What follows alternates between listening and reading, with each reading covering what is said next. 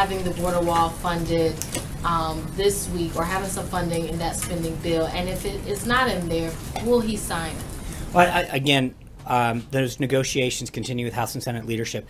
Obviously, the money for our military and our border security and wall have been part of that request, and that is something that those are the president's priorities heading in, with respect to the CR and keeping the government open.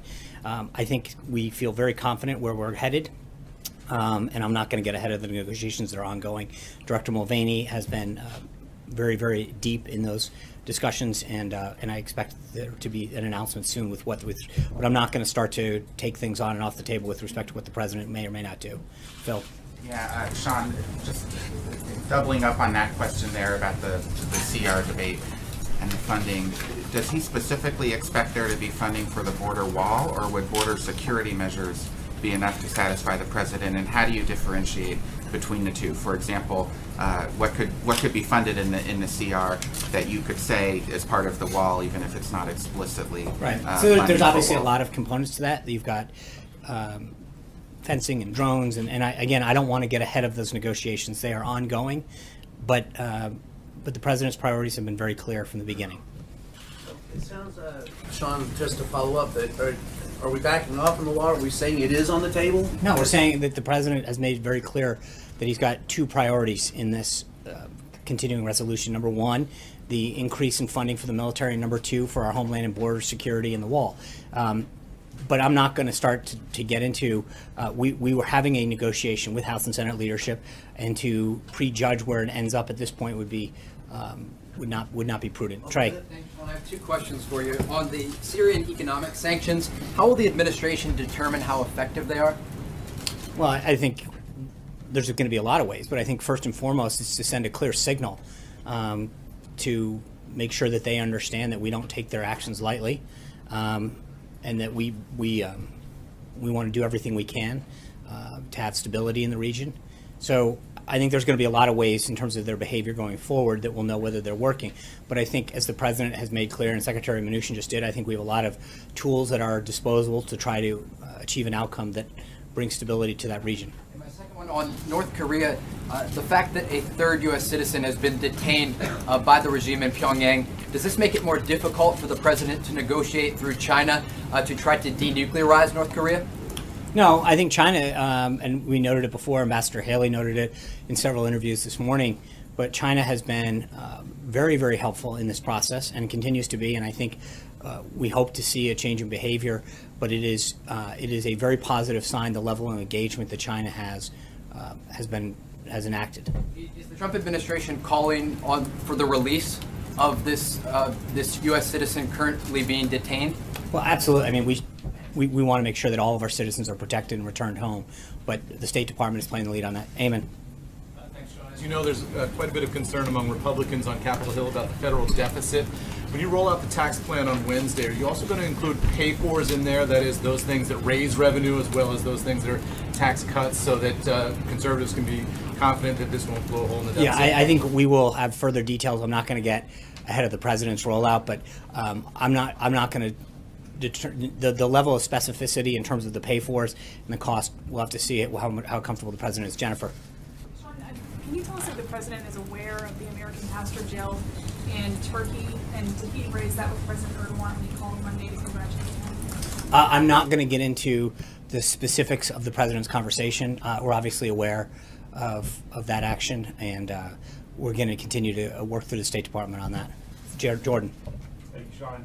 Can you explain why President Trump didn't use the word genocide to refer to the killing of 1.5 million Armenians in his statement today? Yeah, the statement that was put out is consistent with the statements that have been put out for at least several of the past administrations. So I think if you look back to the language that President Obama, President Bush, et cetera, have used, the language that the president used is consistent with all of that.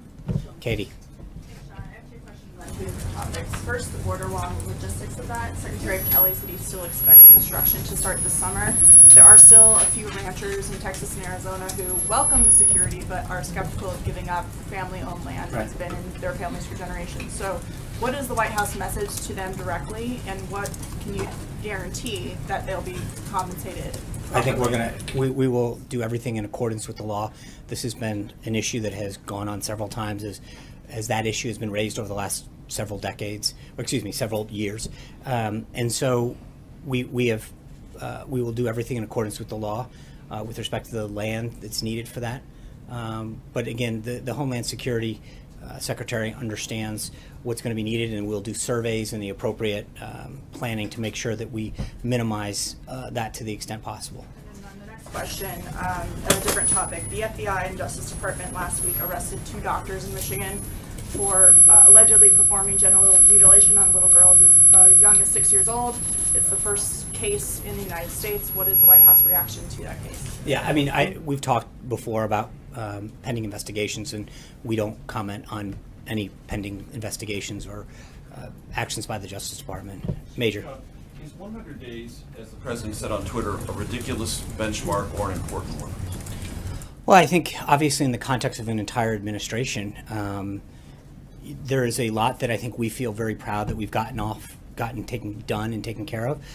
When you look at the immigration piece in particular, border crossings way down, the number of executive orders and pieces of legislation the president signed, I think we feel very proud of what we've been able to accomplish and fulfill the promises that he's made to the American people. But I think it's got to be kept in context, and I think there is sort of this artificial number that gets thrown out. So on one.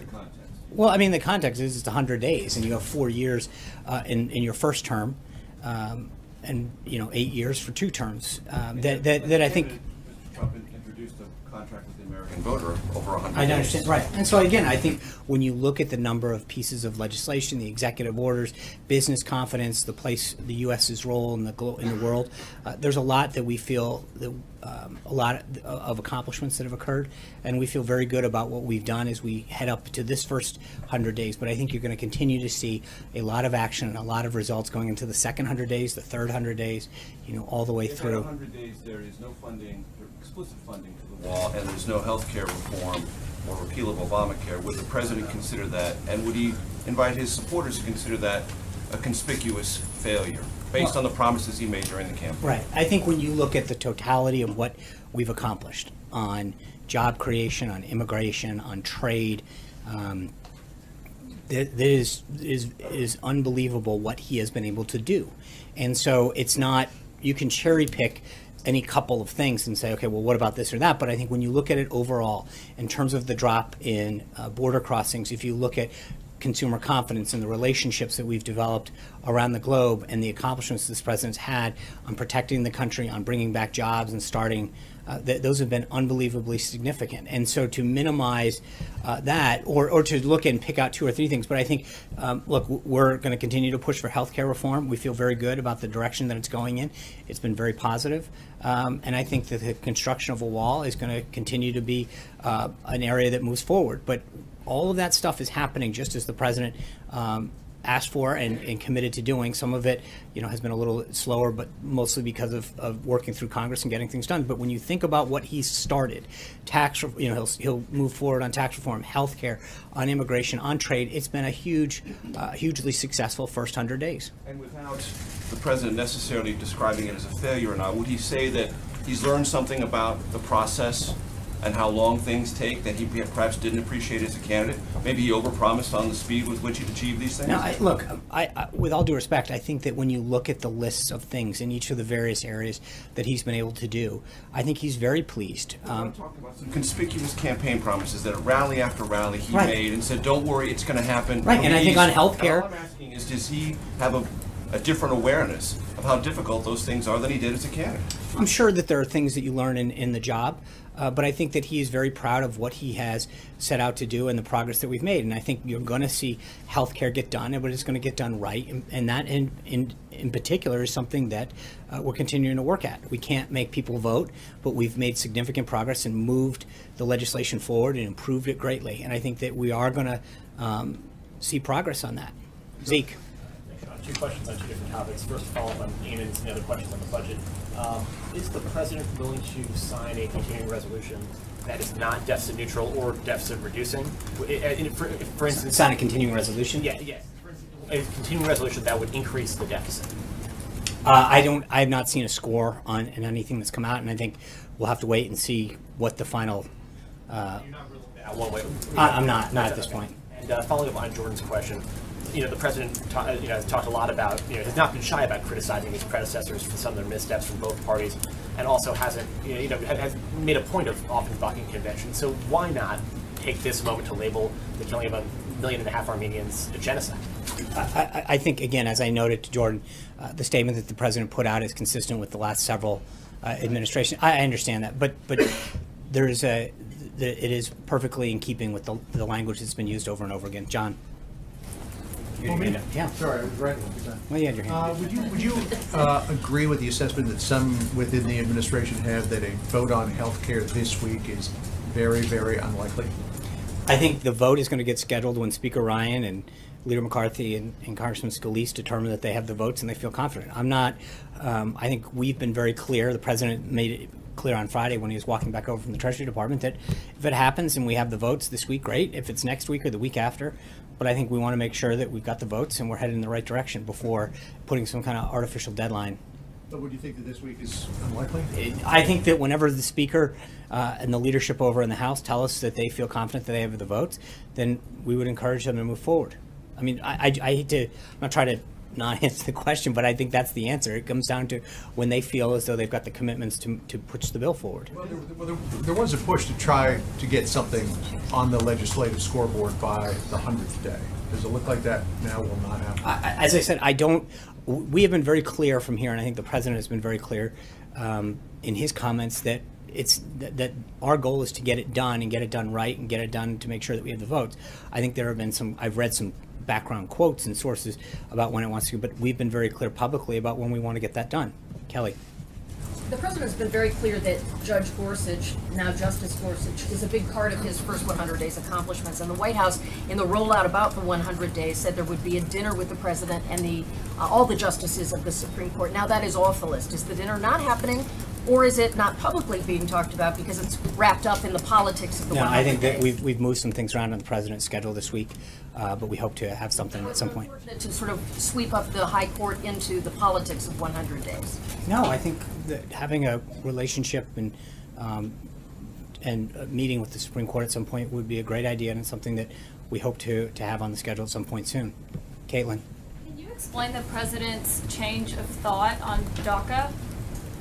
I think he's been consistent about two things. One, that he's had a heart. He wants to make sure that he does what's in the interest of children in particular. But secondly, I think the president's priorities since he took office have been very clear that the focus would be on folks who presented a danger to public safety. And that's what it's been. And that's where it continues to be. And I think he is someone who understands the issue and the priorities that need to get laid out by this country. And so everything that he has done has been consistent with what he has said from the get-go. Jonathan. I understand that he said that the criminals would leave first, but last August he said that DACA defied federal law and was illegal. So does he still think it's illegal? I understand, and I think that his comments that he made last week, that he understands that in a lot of cases this involves families and small children who've been here, and he has a heart. We're going to work through the immigration. I understand. What I'm trying to do is answer the question that I think the president wants to make sure that he addresses the issue of illegal immigration and all of its components in terms of visa reform, border security, the wall, all of these things in a system of priorities. And right now the priority is to make sure that the folks who present a public safety concern to the United States and to our citizens are dealt with first. And that's what he's happened. He's also very pleased that through his action and his vision for how he wants to move forward on this, sees a huge drop of illegal border crossing. That is a big accomplishment for this presidency, and it's something that we're obviously very proud of. Border crossing is a big thing, but amnesty is a big I understand part. that. I just walked through the question. Jonathan. Sean, how confident are you that there will not be a shutdown? Can you, from that podium, guarantee that there will not be a government shutdown? I can't guarantee, but I think that the work that Director Mulvaney and others have made in these negotiations has been very positive. They feel very confident that won't happen. So he won't insist that his priorities get funded on the border, the wall, increased security. That's not what I said.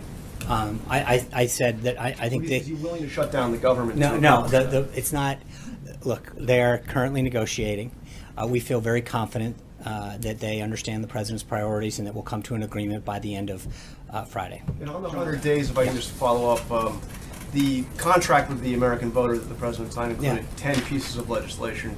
Right now, he's 0 for 10. Only one of those has actually been introduced. Right. And I think that we're going to continue to work with Congress. As he says in that document, I will work with Congress to achieve these, and we are going to continue to work with Congress to achieve those. But why have 9 of them not even been introduced? I think when you look at what he has done, in terms of Supreme Court justice, the executive orders, the number of legislation, there's a lot that has gotten done. I don't think anyone, I remember very clearly the first few weeks, and still to some extent, the comments that got made about the pace that we were keeping, and we have kept. The president has been extremely busy, and I think when you recognize the amount of issues that he's tackled, the amount of progress that he's made, it is very significant, and we will continue to present all of that throughout the week. But again, as I said to Major, I think you can look at a few of these areas and nitpick a couple of them, but I think overall, you know, he has signed a record number of executive orders. He has rolled back regulatory reforms. No, I understand that, but right. To take action. But I don't think there's any question that the president has done a significant amount for the American people on the issues that he has put forward during the campaign. Just to be clear, you're not describing the wall and healthcare as nitpicking. Jim. Are you? No, I'm not. Neither of the. No, I'm not. Those pieces are not small. But I'm saying in terms of overall what he has accomplished has been unbelievably significant. When you talk about all of the other areas, the regulatory relief, the efforts that he's made on immigration, on trade, all of those issues. And again, what I'm trying to say is when you look at everything that he's done and the amount that he's accomplished in these first 100 days, I think you can go back and find an area, one or two, and say, okay, well, he didn't do this. But I think you have to look at it in totality of what he actually did get done. John, Jim. on the wall, why is there even a discussion about shutting down the government over paying for the wall? Isn't Mexico supposed to pay for the wall? Well, I think, Jim, the president has made very clear that initially we needed to get the funding going, and there's be several mechanisms to make sure that that happens. That funding piece will happen in due time. Alexis. That is a promise that the I president understand made during the campaign It time. is, no, but he also that Mexico would pay for the wall. Right. And now we're having a discussion that the No, government we- might shut down over the wall. Who's going to pay for it? Right. You know. So a couple things. One, as I pointed out to Jonathan, we feel very confident the government's not going to shut down. Number two is I think the president has been very clear in the past about the fact that, and this is not a new thing, he talked about this, that in order to get the ball rolling on border security and the wall, that he was going to have to use the current appropriations process, but he would make sure that that promise would be kept as far as the payment of it. And just a real quick follow-up. If border crossings are down, and that's a talking point that the White House uses time and again, is the wall even necessary? Absolutely. The wall it does several things. How can the border crossings be down? Because and the I think president's saying, well, we're going to have all these drugs flowing in if we don't have a wall. Because you can't, just because you have a couple good months in a year, I think you want to make sure that you take prudent long-term steps. I mean, so the president is going to fulfill, and frankly, it's a promise that he made to the American people. I think if you're coming in from our southern border, he has taken a lot of steps so far that has deterred border crossing, but this is a permanent step that will extend beyond his presidency. 8 years from now, the next president will have that wall in place to make sure that it doesn't continue. So that Mexico's going to pay for it. That's right. Thank you, Alexis. Sean, this might relate to Jim's question too, but on Wednesday, I have two questions. On Wednesday, when we see the outline that Secretary Mnuchin was just describing, will the president help aim Congress toward his decision about whether the border adjustment tax is the right idea? And also related to that, whether the pay-fors for the wall that might be of interest to lawmakers will become evident as part of the outline of what he'd like to do in terms of taxes? Right. Well, I don't mean to evade that, but I think there's a reason he chose. We're waiting till Wednesday to have the details that he wants to share out. I'm not gonna. We got a couple days before that happens, so I'm gonna have to ask you to wait 48 hours. Can you say whether we will have a generally better idea? I can tell you. Have a generally better idea of where he? I think you'll have a better idea of where the president stands on tax reform and what he wants to accomplish. Yes, John. Wait. I want to follow up. Okay. When you were just describing, and Secretary Mnuchin was describing, achieving an economic growth of 3% or higher, which is slightly lower than what the president talked about in the campaign, which was a very ambitious goal of 4%. I'm just trying to figure out, what is the timeline for that? Is the president thinking he would like to achieve 3% or higher in his first term because of the headwinds that were, obviously the United States is facing abroad? I mean, that's a very ambitious goal still, 3%. Right. Well, and I think that he has taken a lot of steps, not just on the tax side, but on the regulatory side as well, that I think are clearly already paying dividends. In terms of we've talked about this before, manufacturing come back and jobs come back, and I think there's going to be a renewed commitment of many manufacturers, American companies, to bring back jobs, to grow, to hire, to expand here in the United States. And so I think that growth will precede the president's actions, both on the tax front and on the regulatory side. John. Thanks so much, Sean. As you know, the first go around at replacing Obamacare was not successful. Since then, are you any closer to getting 218 votes in the House to pass a replacement for the Affordable Care Act? Yes. And very good. Got a number? And, yeah, elaborate a little bit more than yes. Well, first of all, we only need 216. You're making it a little tougher on us right now. But I do think that we have seen progress with members in terms of some of the changes that have been made to make it a stronger bill. But we're getting close, and as I mentioned at the outset, when I think the president feels confident that or when the leadership of the House tells them that they feel confident that they have the votes, then I'm sure they'll call a vote, but that's up to them to decide. And a separate one, obviously a different topic, and that's the election over the weekend in France. Yeah. Any comment on the results that came out of France over the weekend? Would the president be satisfied with either alternative, Macron or Le Pen? Yeah, obviously, it's up to the people of France to decide who their next leader are, and we respect the decision that they make in May. So our job is to work with whomever the French people choose. Anita.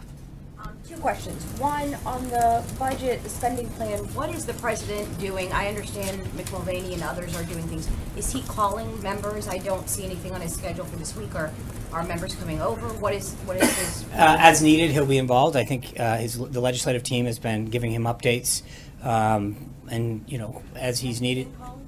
He has talked to members, of course. I mean, I just mentioned he's having dinner tonight with Senator McCain and Senator Graham. He's had lots of discussions with members at various times. We're not at a position now where he is actively engaging on the way he was at, say, the end of healthcare. I think as his team tells him that needs phone calls, but he is actively monitoring and being given updates by the senior team that is working with him.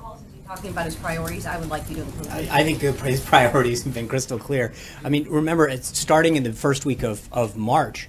Director Mulvaney engaged with appropriators on the House side, and I'm not sure when he started with. So this has been an ongoing discussion now, almost for 8 weeks, with the senior team here and appropriators in the House in particular.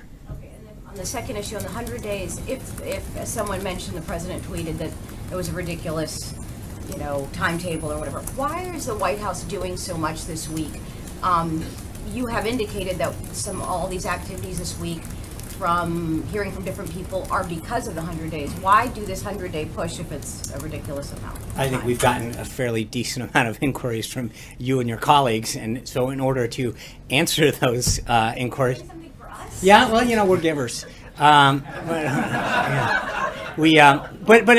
mean, I don't think there's anyone in this room that hasn't lodged a request to say we're writing a story on the 100-day mark. We're doing this on the 100-day mark, and so we want to make sure that we answer your questions as truthfully as possible and as thoroughly and comprehensively. So we will have to fulfill all of these requests that are coming in from you and your colleagues. But I also think that we are very proud, and the president's very proud of what he's been able to accomplish in the first 100 days. And as we sprint towards these final 100 days, there's two things. One, I think because of the inquiries that we've had, we want to make sure we take an opportunity to make sure that people understand how much he's done in all the different areas. But we also want to start talking about the next 100 days and what else is left to be done, and how we're going to continue to work hard to get all of that done. But there's a lot that has been accomplished, and I think it's appropriate to comment and to share with the American people all of the things that he has done to fulfill the pledges that he made to the American people. And just to Clarify, are we going to hear, prior to the rally on Saturday, are we going to hear directly from him? There was some talk of a press conference. Yeah, I'll have further updates on the schedule going forward on Maybe not. Huh? The press conference? No, I will have, we're working out some scheduling issues for the rest of the week, and I'll make sure I give you an update as we move forward. Kristen? Thanks, Sean. I just want to circle back on healthcare, because at the top of the president's list of agenda items for the first 100 days was repealing and replacing Obamacare. So does the president want to expect to see a vote on healthcare this week? I'm sure, look, he'd love to do it. If the speaker and the majority leader and the whip come and tell him that they've got the votes, then we'd love to do it. I think his goal isn't to fit it into a finite timetable, as he mentioned on Friday. If it happens this week, that's great. If it happens next week, that's great too. The goal is to get it done and get it done right. And so we're not going to jam it through just for the sake of it. So he's concerned about potentially rushing it through. I hear what No, you're no, saying. He doesn't want it right. to happen this week just to meet that benchmark. Exactly. Okay. Let me ask you about tax reform. I know you don't want to get ahead of the announcement on Wednesday. Thank you. But there's a sense that it is more realistic to pursue targeted tax cuts as opposed to broad tax reform. Right.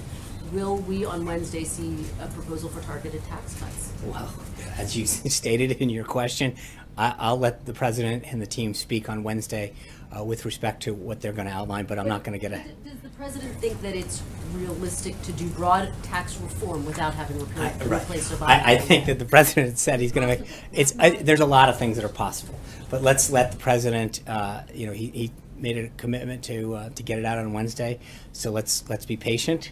And wait till Wednesday. And just one more. Of course. Is there a plan for infrastructure reform in the works? Will we get that? That's another thing that's on the list, but I think we seem to have our hands full right now with healthcare and tax reform. It's obviously still committed to seeing infrastructure, something he's talked about a lot in terms of roads and bridges and rebuilding things. But let's get these first two things moving. But I think you're going to see a continued commitment to infrastructure as well. One of the things that could potentially have bipartisan support. Is there an urgency to get infrastructure reform passed? So either we're doing too much or we're not doing enough. But I think, look, he has made it very clear that that is a priority of his. As you point out, it's something that I think both sides of the aisle and both chambers probably agree on. There's a public-private partnership that could really benefit our infrastructure in terms of the financing piece of this.